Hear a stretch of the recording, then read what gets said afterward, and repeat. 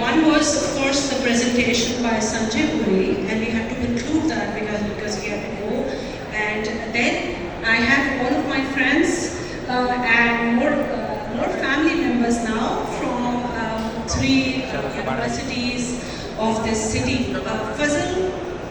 Fazal Saab, can you please join us? If you hear us, please join us. Now, those of you who are wondering about Sanjay Puri's, all the seats being filled up, and everybody was there, and one really wonders that what is the role of academia and of course the type of conversations that we would like to have here within a platform like this. So if they are not recording, let me share it with you. Most of the seats were taken by our students. They're getting series of tests next week on Sanjay Puri's presentation. So a lot of us, we announced that. I'm guilty of that. Those of you who know me, I teach a course in history. System I brought them in to contemporary times, the most fashionable of architects, and then I had to go back. So I think a lot of the seats were full because of that. But again, to Fazal Noor, please, if you hear us, if you are having a good time somewhere, please come and join us. Otherwise, I'll be taking your seat.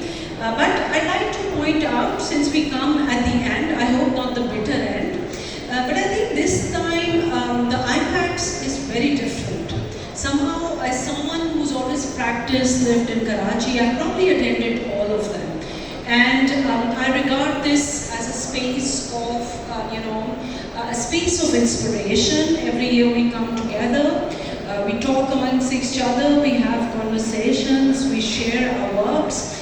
And I've seen, the practice, not just in this city, but elsewhere also in almost the entire country grow as a result of that.